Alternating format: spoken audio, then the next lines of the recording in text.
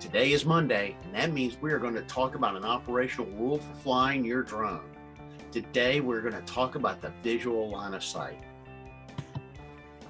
Now, the line of sight operational rule has been called the holy grail of rules for flying drones. Aside from the airspace clearance, the biggest rule that industry experts are waiting to be decided upon is the line of sight.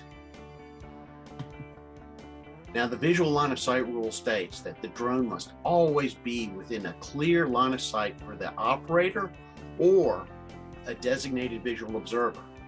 That means you got to be able to see the drone flying in the sky at all times, and you can't use the drone's camera as your line of sight.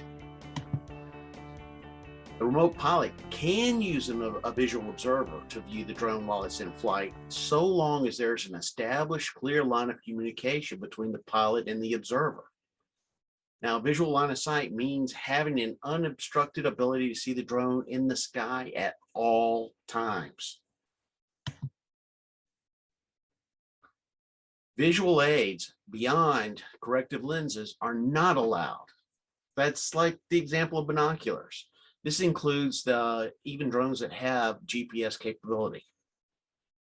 The issue with the rule is that it's difficult to maintain a line of sight on large acreage properties or around large obstacles such as buildings and trees. But once the beyond line of sight is allowed, you're going to see aerial inspections become more commonplace, inspections and deliveries. So remember, drones cannot be flown beyond the visual line of sight of the operator or visual observer.